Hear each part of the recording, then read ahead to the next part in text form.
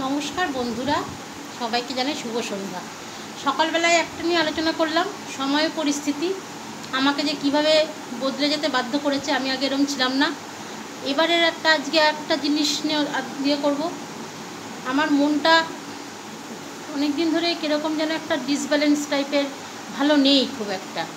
যখন আমি টিউশনি করি, আপনাদের বলে রাখলাম টিউশনি করি, এবার করতে আমার ভালোও লাগে।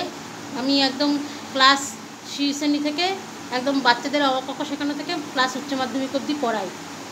তো এবার এই কটাই আমার রয়েছে, মানে পুরো একদম ইয়ে। যখন টিউশনিতে যাচ্ছি মন খুব উৎফুল্ল, তখন কিছুই মনে হয় না। কিন্তু যে ওদের ছুটি দিয়ে ওদের দুষ্টুমিগুলো থেকে বঞ্চিত হয়ে ওদের বাড়ি থেকে আমি ক্রস করি, আবার এই বাড়িতে আসি, এই বাড়িতে আসলে যেন আমার একটা মাথার মধ্যে কীরকম যেন একটা হয়, মানে কোনো একটা যদি কেউ ভালো কথা বলে না, সেই ভালো কথাটাও যেন আমার শুনতে কেমন একটা যেন মানে হয়ে যায়, সেটা মনে হয় না। যেমন এই বাড়ি, মানে এই বাড়ির মধ্যে যদি কোনো বাচ্চা আমার হাজব্যান্ডের কাছে পড়তে আসে, তাদের দেখলেও যেন আমার মনে হয় কি তাদের মানে খুন করি বা এরকম একটা মনের মধ্যে চলে আসে। এই নিয়ে অনেক কিছু হয়েওছে স্টুডেন্টদের গার্জেনদের সঙ্গে, কিন্তু আমি সেটা কিছুতেই কন্ট্রোল করতে পারছি না। বিশেষ করে যার মা এসে এই জিনিসটা করেছে, সেই বাচ্চাকে দেখলে যেন আমার মনে হয় এখানে যদি কোনো দাও থাকে, রামদাওতে গলা কাটি, এরকম একটা ব্যাপার রাগের মধ্যে আমার একটা হয়ে যাচ্ছে। জানি এই জিনিসটা ভালো না, কিন্তু এই জিনিসটা কন্ট্রোল করতে গেলে প্রচুর সময় লাগবে বন্ধুরা। আমি কিন্তু কী করে করব, যদি আপনার কোনো টিপস দেন তাহলে আমার খুব ভালো হয়। কেন আমার এই জিনিসটা হচ্ছে? আমি অত যে বাচ্চা ভালোবাসি, বাচ্চা পড়াচ্ছি, বাচ্চাকে পড়াতে গেলে সে আমার বাচ্চাদের দুষ্টুমি দেখতে দেখতে যতটা আমি মনটা আমার চেঞ্জ হচ্ছে, যেই বাড়ির দিকে আমি ক্রস করব তখনই আমার আমার সামনেই বাড়িটা, ওই বাড়িটা দেখলেই আমার মাথাটা ঘুরে যাচ্ছে। মানে এই জায়গাটাই ঠিক ভালো লাগছে না, এই বাড়িটাতেই আমার ঠিক থাকতে ভালো লাগছে না। এইটাই হচ্ছে আমার আসল কারণ। কেন যে বাড়িটার প্রতি আমার এত বিতৃষ্ণা, কেন যে বাড়িটার প্রতি আমার এত অভক্তি, সেটা আমি কাউকে বলে বুঝাতে পারবো না। যদি আপনাদের কাছে আমি একটু চাইছি যে এই কথাগুলো বললাম, তার জন্য আমি একটু ক্ষমা প্রার্থী। কেন আমি বলতে বাধ্য হয়েছি, কেন আপনাদের কাছে কথাটা শেয়ার করাতে না আমার একটু মনটা একটু হালকা লাগছে এখন, যে না বন্ধুদের সামনে শেয়ার করেছি। যদি আপনি যদি আমার পাশে থেকে আমাকে একটুখানি এইভাবে বলুন যে কি করলে আমার জিনিসটা আমি একটু কন্ট্রোল করতে পারবো। এত আমার কেন মাথাটা গরম হয়ে যাচ্ছে, এবং এত আমি কেন সেই বাচ্চাদের দেখলে এতভাবে আমি হারিয়ে ফেলছি কন্ট্রোলটা। হারিয়ে ফেলা মানে রীতিমতন আমার মনের মধ্যে জিনিসটা আমার চেপে যাচ্ছে। আমি কতক্ষণে বাচ্চাটাকে খুন করবো, তারপরে আমার জ্বালা বেরোবে। মানে যতক্ষণ পর্যন্ত ও না আসছে ততক্ষণ পর্যন্ত ঠিক আছে, মানে বেরিয়ে যেতে পারলে বাঁচি, মুখ দেখলেই আমার দিনটা খারাপ যাবে। আমার এরকম একটা মাথার মধ্যে চলে এসছে যে আজকে ওর মুখ দেখে বেরোলাম, তো আজকে আমার একটা জিনিসও সাকসেস হবে না। এবং ঠিক তাই হয়। আমি যদি হয়তো স্টুডেন্টের পড়ানো হয়ে গেছে, যেমন মঙ্গলবার, শনিবার, রবিবার, এই কটা দিন ওর পড়া থাকে 8টা থেকে, আমি 6:30টায় যাই, যে 11-এ পড়ছি। সেইখানে আমি 6:30টায় গিয়ে আমার 8টার মধ্যে ওকে বের করিয়ে দিয়ে বাড়ির মধ্যে যে আসতে হবে, তো আবার সেই গিয়ে তোর মুখ দেখলেই তো আমার মাথা গরম হয়ে যায়। এরকম একটা মাথার মধ্যে আমি মানে যেই বাড়িতে পড়াতে যাচ্ছি সেখানেও আমি এই এক কথাই বলি যে আবার তো সেই যাব, আবার তো সেই দেখবো, একই জিনিস, আবার সারাদিন যাবে আজকে বাজে। তখন বলে তুমি আমার শাশুড়ির সঙ্গে গল্প করো, তুমি এখানে থাকো। আমি যে অতক্ষণ আমি 8টা থেকে বুবাই কখন আসবে সেই 10:30, তখন অতক্ষণ বসে থেকে আমি কী করবো? বাড়ি যাই, বাড়ি গিয়ে একটু খাই দেয়। ঠিক তাই হয়।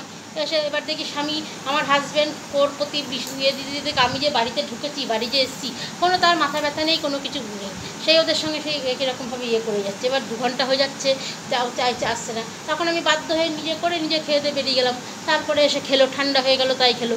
তো এই জিনিসগুলো করতে আমার এই দীর্ঘদিন দেখতে না মনের মধ্যে একটা চাপ পড়ে যাচ্ছে। আমি কীরকম ডিসব্যালেন্স হয়ে যাচ্ছি, কেমন যেন আমার একটা মানে মানসিক রোগে আক্রান্ত হয়ে যাচ্ছি। কিন্তু এই জিনিসটা থেকে আমাকে আপনারা বাঁচান প্লিজ। আমি কি করে এই জিনিসটা থেকে আমি মুক্ত হব, এই জিনিসটা থেকে কি মানে বাঁচবো, বা এই জিনিসটা থেকে আমি কিভাবে বেরোবো, এইটা যদি আমাদের কোনো টিপস যদি দেখে আপনার কথাগুলো শুনে একটু আপনারা দেন, তাহলে আমি একটু উপকৃত হই। সেটা আমি চেষ্টা করব। জানি না সেই জিনিসটা থেকে আমি বেরিয়ে আসতে পারবো কি না। কেন যতদিন ও এই বাড়িতে পড়বে ততদিন আমার ওকে দেখলে আমার এই জিনিসটা হবে। কারণ আমার হাজব্যান্ডও ওকে ছাড়বে না, ওরাও আমার এখানে আমাদের বাড়িতে এখানে ছাড়বে না। সুতরাং এই জিনিসটা চলতেই থাকবে। এই জিনিসটা চলতে যাতে না থাকে সেই জিনিসটার আপনারা একটু ব্যবস্থা করুন, তাহলে আমার খুব ভালো হয়। এবার জানি সবাই বাচ্চা, কিন্তু বাচ্চার মধ্যেও একটা লিমিটেড থাকে। এদের বাচ্চারা চৌবাচ্চা কোন বাচ্চা ধরবো ভগবান জানে, দেখলেই আমার ওদের মাথা গরম হয়ে যায়। নয় কিছু একটা ব্যবস্থা করতে হবে। এবার ব্যবস্থাটাও তো কিছু করতে পারি না, মনের মধ্যে থেকে একটা মানে অনেক কিছু থেকে সেটা আমার স্টুডেন্টের গার্জেনরাও কদিন ধরে ফলো করেছে যে কি হচ্ছে, কেন এরকম করছো। আমি নিজেও উত্তর পাই না। আমার হাজব্যান্ডও আজ দুপুরবেলা খেতে খেতে বললো, তোমার বাচ্চাগুলো নিয়ে তুমি কী সুন্দর পড়াচ্ছ, কী সুন্দর ইয়ে করছো, কিন্তু যেই তুমি আমার বাচ্চাদের দেখছো তোমার এটা কেন হচ্ছে। এই বাচ্চা তুমি, ওরা যখন তোমার কাছে আসছে জেঠি এই নাস্তা করাও, জেঠি ওইটা করাও, তুমি ওদের ওপর এমন ব্যবহার করছো, এখন তোমাদের সামনে বলতেও পারে না যে জেঠি আমি বাথরুমে যাবো বা জেঠি আমার এই হয়েছে। কেন এই জিনিসটা করছো, এই জিনিসটা কেন তোমার? আমি নিজেও উত্তর জানি না এই জিনিসের কারণ আমি নিজেও জানি না।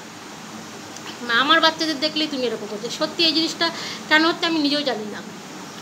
এই জিনিসটা আমার কেন হচ্ছে তা সবার আমার উপর আমি একটু প্রাণ ভিক্ষাই বলতে চাইছি যে প্লিজ আমার কথাগুলো শুনে একটু আমাকে টিপস দেন, যাতে আমি একটু এই থেকে এই মানসিক টর্চার, এই মানসিক অশান্তি থেকে আমি যেন একটু বেরোতে পারি। তাহলে আমি নিজে একটু হালকা হব এবং আমার জীবনের মতন করেও আমি নিজে একটু হালকাভাবে আসলে মনটাকে চালাতে পারবো আশা করছি।